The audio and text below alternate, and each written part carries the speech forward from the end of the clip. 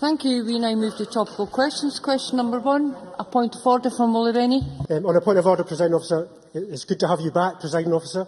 But members will have heard this morning that the Scottish Government had published a document that it purported to be the plan for the transition to independence.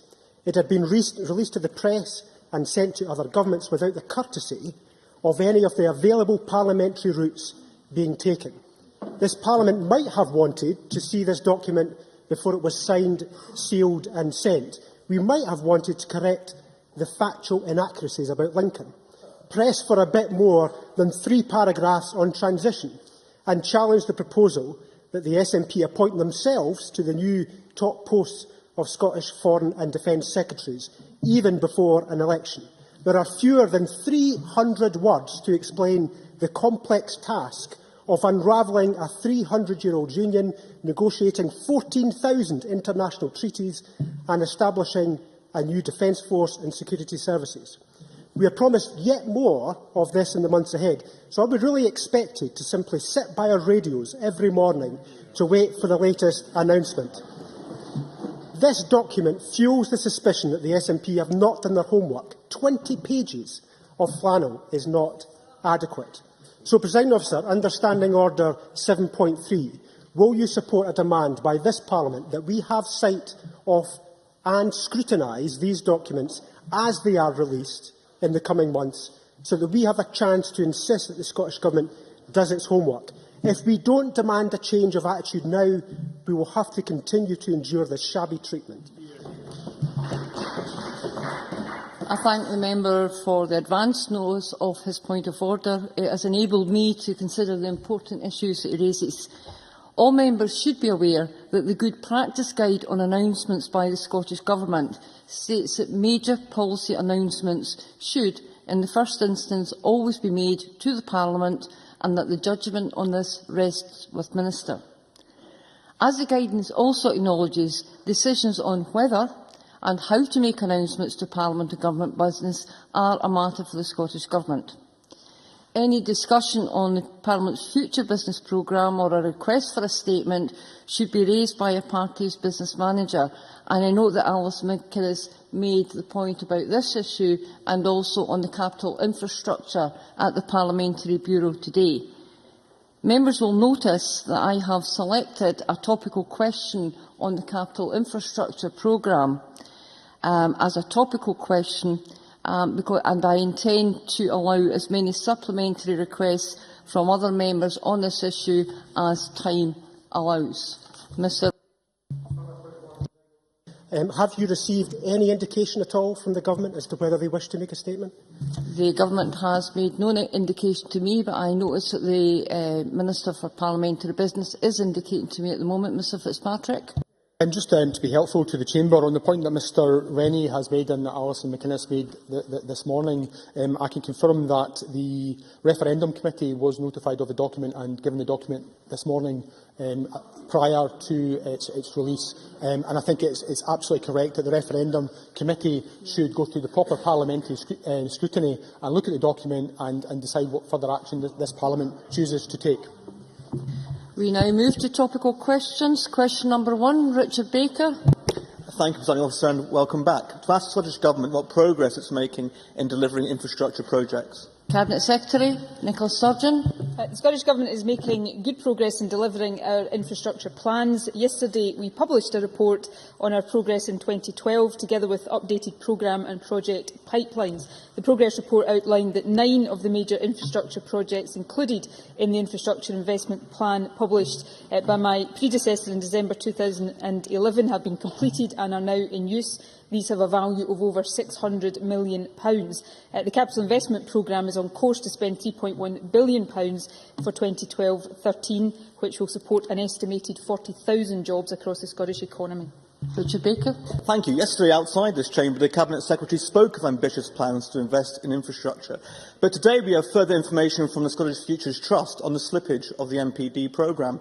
Previously blamed on Borders Rail and the AWPR, we now know this only accounts for £39 million of the £333 million slippage. Can the Deputy First Minister tell us why, of the £119 million scheduled to be spent on school projects through MPD in 2012-13, the total spend was in fact nothing? Cabinet Secretary. Well, can I firstly say that all of the NPD programme will be delivered, and I'm sure that's something Parliament will welcome.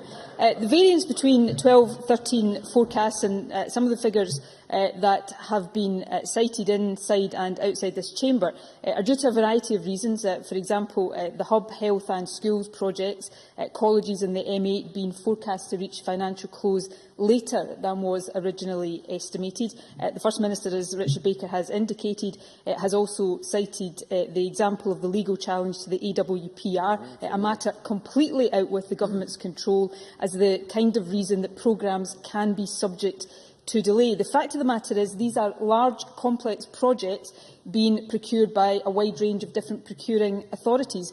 Sufficient time taken up front in the preparation and design stages can and will deliver better overall value for money. For example, use of benchmarking and careful design within the schools programme, which was specifically mentioned by Richard Baker, means that we will deliver 67 schools instead of 55 schools for the same budget, getting more out of our money, which I would hope Richard Baker and other members would support. Progress with the NPD programme will now speed up significantly. The first NPD Health project has already moved into construction, with the first college due to do so in April of this year. And finally, Presiding Officer, there is something rather hypocritical about some of the remarks made by the opposition, because of course all of the cuts to our traditional capital budget being implemented by the current UK Tory Liberal government were first planned to the very penny by Alistair Darling and the last Labour government. Richard Baker. That is wrong. And beyond that, the important issue here, of course, is this investment is needed now. And the Deputy First Minister referred to the AWPR. That accounts for none of the slippage I referred to in my question. Looking to the future, as she clearly wants to do, unsurprisingly, why have the planned £150 million for schools investment through MPD next year? Is it now scheduled that only £62 million will be spent on schools? Can you tell us which school projects are being delayed and why? Cabinet Secretary. Well, can I say in fairness to Richard Baker, I may have been wrong in what I said earlier on about Alistair Darling. I think, to be strictly accurate about it, Alistair Darling actually planned more in the way of capital cuts than is actually being implemented by the Conservative Liberal government. The fact of the matter is our NPD programme, together with the switch from revenue to capital, is supplementing a traditional capital budget that has been dramatically cut. That is a sign of a government determined to maximise our capital spending because of the benefit we recognise that brings to the economy and the support and creation of jobs across the economy. I've already commented to Richard Baker about the time deliberately taken up front in preparation and design to make sure that we are delivering overall value for money. In other words, getting the most out of our capital investment that we possibly can. And I would have thought even Richard Baker, not known for his quickness to compliment the government, would find it within himself to welcome the fact that we now estimate we will deliver 67 schools instead of 55 schools. I think that is a thoroughly good thing. SFT's use, for example, of reference design, standardised contracts is now speeding up procurement. So this government is committed and will remain committed to doing everything we possibly can within the powers and resources we have to maximise our capital spend. Of course, if we had the full economic powers that independence would give us, we could do even more. Gavin Brown.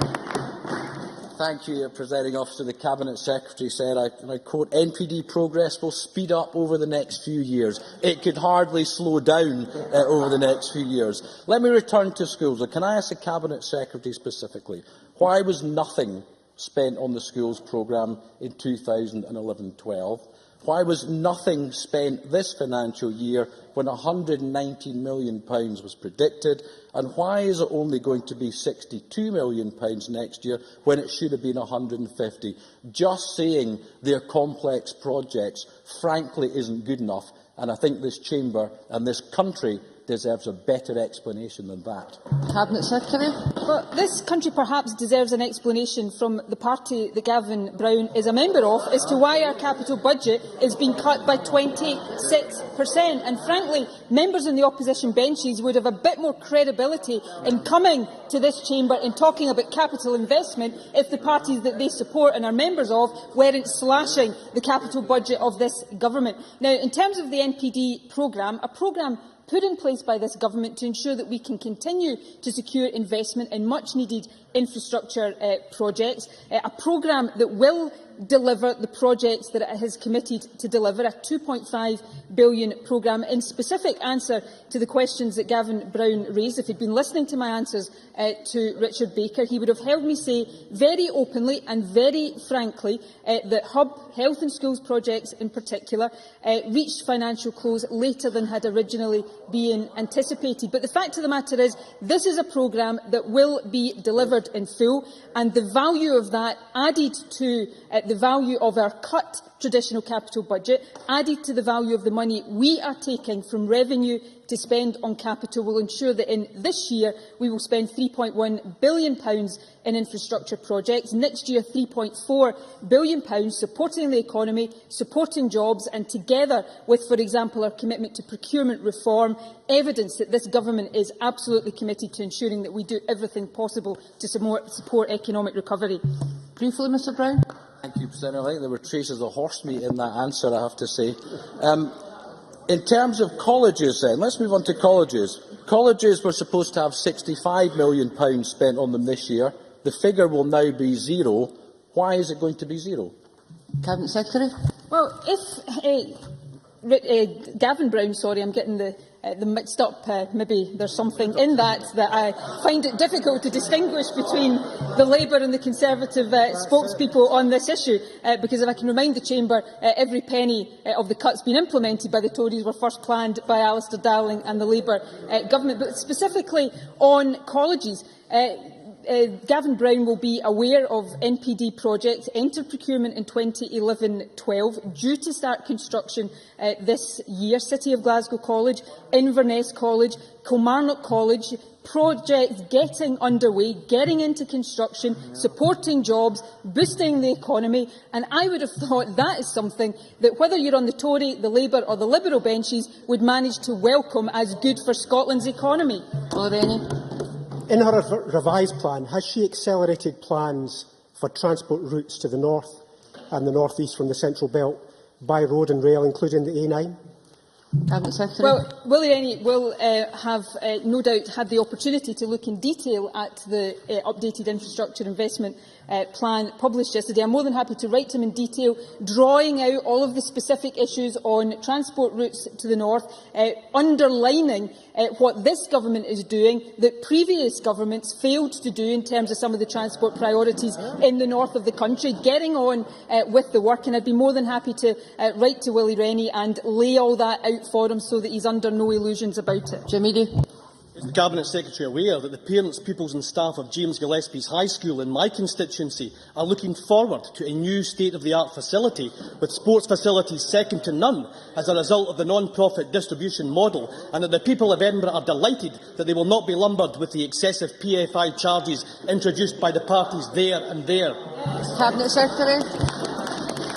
His constituents will welcome that, as will people in other parts of the country that will benefit from the new infrastructure projects, because that's what this is all about, supporting the economy and putting in place the modern infrastructure that this country needs. I visited yesterday the new South Glasgow Hospital, a hospital that will be a state-of-the-art hospital taking shape before our very eyes, delivered not under NPD, certainly not under PFI, but actually delivered within traditional capital. I saw a comment last night, I think from Ken McIntosh, although he'll accept my apologies if I'm misquoting him, saying that this was something the previous Labour government had planned and this government now was only announcing it. Well, the previous Labour government failed to deliver the new South Glasgow Hospital. It's this government that's delivering it and delivering the many other infrastructure projects around the country. Question 2, Roderick Campbell. Thank you, Presiding Officer. To ask the Scottish Government what recent discussions it has had regarding the location of the headquarters of the Police Service of Scotland. Cabinet Secretary Kenny MacAskill. We announced Tullyallen Castle would be the interim headquarters of the Police Service of Scotland in February 21st, 2012. The Police Service of Scotland and the Scottish Police Authority will consider the location of the permanent headquarters in due course, with the final decision subject to the agreement of the Scottish Government. However, they are currently focused on ensuring a smooth transition to the new single service on April 1st, 2013. And while the Scottish Government has a regular dialogue with the single service and the SPA on a wide range of issues, there has been no specific discussions to determine the location of the headquarters of the Police Service of Scotland. Lord Campbell. I thank the Cabinet Secretary for that answer, but can the Cabinet Secretary assure me that the new Police Service of Scotland will not be perceived as having a focus on West Central Scotland? Cabinet Secretary. Absolutely. This is a police service for all of Scotland, and it will be focused on all parts of Scotland, not one particular part, whether West Central Scotland or anywhere else. It's indeed for that reason the new police service has local policing at its heart, serving all communities. Local commanders have been announced for each area to work with communities, and indeed local policing plans are being prepared for every one of Scotland's 353 council wards, whether in the west, whether rural, urban, island or mainland.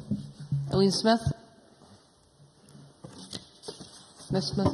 Thank you. Can I ask the Cabinet Secretary if any further consideration, though, has been given to locating the HQ at the Scottish Crown Campus in Gartcosh in my constituency, since he previously said it would provide a purpose-built national facility for the Police Service of Scotland? Cabinet Secretary. Well, I think what's being built at Gartcosh is outstanding, and I look forward to going and visiting it as it continues to go apace. Clearly, that will be, as I said, ultimately a decision for the siting of the permanent headquarters of the Scottish Police Service will be a matter for the Scottish Police Authority and for the Police Service of Scotland.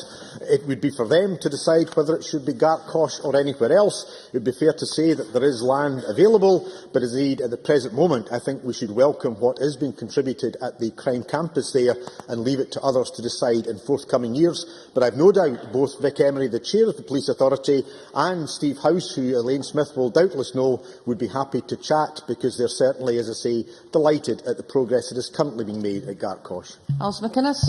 Does the Cabinet Secretary nevertheless agree that it would send a strong message to the rest of Scotland if the headquarters were not in the Central Belt? Cabinet Secretary. It's not a decision for the Scottish Government. We deliberately decided that it would be appropriate that the first temporary headquarters should be at Tullyallen Castle. After all, that has a historic history within the Police Service of Scotland. Every constable goes there, trains there, and frequently they go back for additional training. I will leave it, as I say, to the authority and to the Chief to decide where the permanent headquarters should be, but I think each and every one of us who have endured serving this building and indeed previous buildings are aware that the priority for the people of Scotland is to get the service on the road, whether parliamentary or police, and not to be obsessed with buildings. Ends topical questions. The next item of business is a debate on